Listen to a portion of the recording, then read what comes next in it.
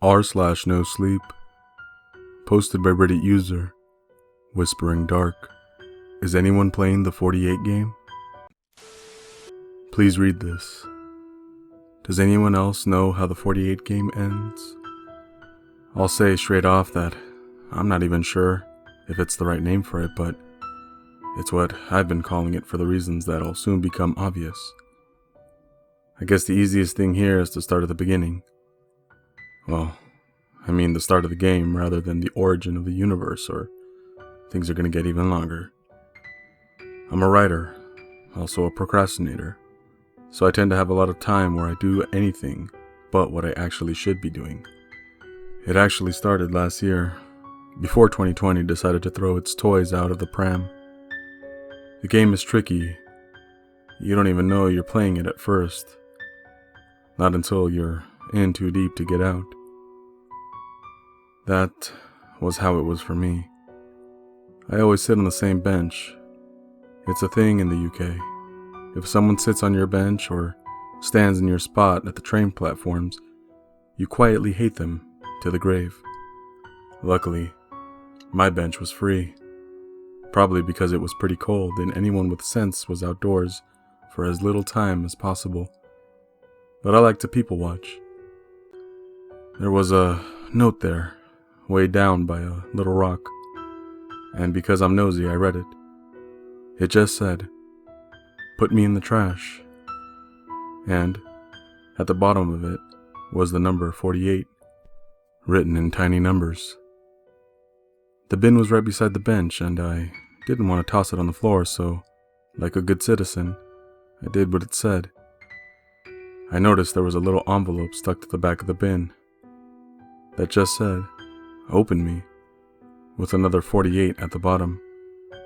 So, I did. And inside was a note saying, "Thanks," and pinned to it was a voucher for our local coffee shop. Like I said, the game was designed this way. Most people would have thrown the paper into the rubbish and would use the voucher. I did. I figured it was some sort of civic responsibility initiative and, plus, free coffee. When I handed over my voucher, the barista smiled and then gave me another envelope. In it was a voucher for our local restaurant.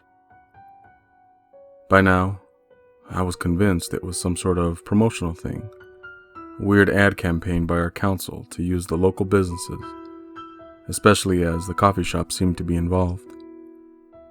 So I went to the restaurant. I wasn't entirely stupid. I did keep an eye out to make sure that no one was waiting at the table in some sort of Criminal Minds situation. But everything went exactly as it should. There were no more envelopes, so I assumed this was the end of the promotion, and went on with my life. It was weeks before the next envelope had arrived, and I had almost forgotten about the whole thing in the usual day-to-day grind. The next one freaked me out at first, as someone had slid it under my windscreen wipers. Another voucher to another restaurant, but this one was out of town. I told one of my friends about it. He's a pretty sensible person, but didn't seem freaked out, and even offered to go with me. Safety in numbers and all. He pointed out that this envelope didn't even have the number 48 on it, so this could just be another part of the same initiative, put onto several people's cars. I think both of us saw it as a little adventure, really. The writer in me saw this as good material, and my friend saw free food. It was when we arrived that things started to get weird. The restaurant was there all right, but it was boarded up. There was no one around, and straight away we decided to nope right out of there. I was creeped out, thinking I might have gone there alone, and started realizing how strange all of this actually was. I had decided that I was done with the odd little notes, filed it away in my writing material folder, and carried on as I always had. I found the next note 3 days later inside my house, on my kitchen table, and went straight to the police, as anyone with sense would, really. They actually took it pretty seriously, came to check my house, took the note in as evidence, and recommended some precautions I could take to keep myself safe. The first thing I did was change the locks. The police pointed out that often people don't think to do this, and you don't know who previous owners gave keys to. Honestly, I couldn't really afford to put a security system in. They're pretty expensive. But I did get one of those Ring doorbells and checked it regularly. Nothing really happened aside from getting to watch Yodel yeet one of my fragile parcels over the fence. I started to wonder if this was some screwed up ARG or similar, started by someone without normal boundaries. Jump ahead 2 months, I was still a little wigged out over the whole thing, but again, had got caught up in deadlines and financial worries. Plus, there was a lot of talk about this potential virus far off in Asia. The next note was left in my front garden, in the middle of the path, and was straight to the point. You can't stop playing now.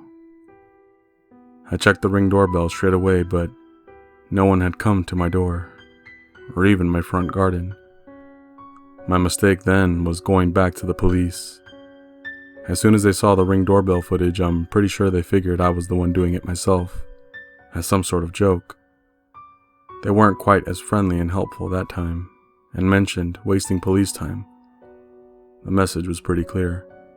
Don't come back unless you have actual evidence. The next thing that happened was an email I received. I didn't even pick it up for a few days, to be honest.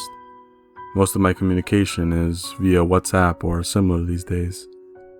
I only really get junk mail despite unsubscribing 30 times, and maybe look at it once a week.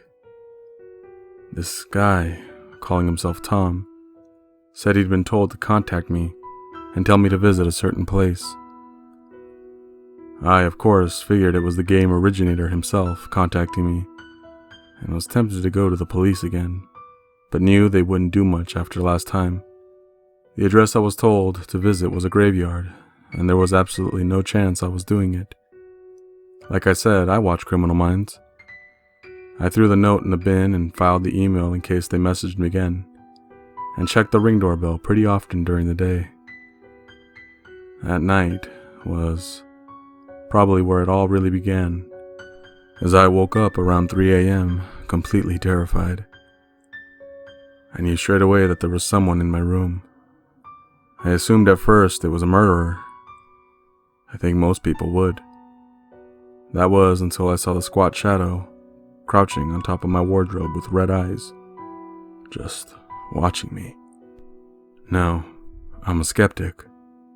I'm scared of Bundy, not the restless dead, but there is some part of us that, in that moment, just accepts what we're looking at.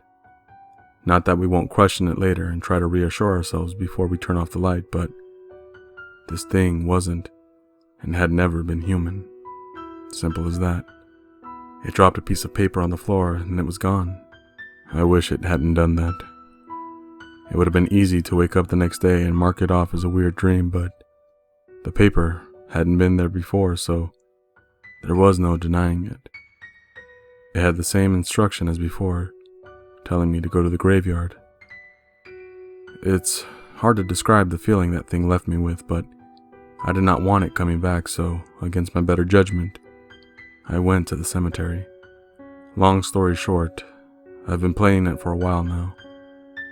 The game has never asked me to hurt anyone, to break in anywhere, or, in any way, to break the law. I mostly just visit odd places. Ever since my nocturnal visitor, all of these places had to be visited at night.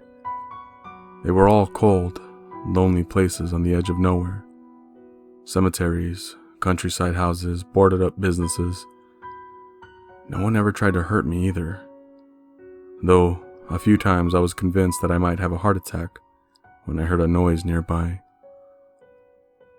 I think if it had asked me to do something against my own moral code, I might have stopped anyway. I don't think I could ever hurt an animal or a person, even if I might end up suffering myself. At least, I didn't think so back then. The game is clever that way. It knows people's limits and never pushes you over them. If I'm being really honest here, even though I was creeped out by the whole thing, part of me has found these places interesting in the same way that some people like gothic novels or grave robbings. It appealed on some sort of level, that dark part of me that led me to watch things like Criminal Minds in the first place, or read Nosleep. That desire to be scared.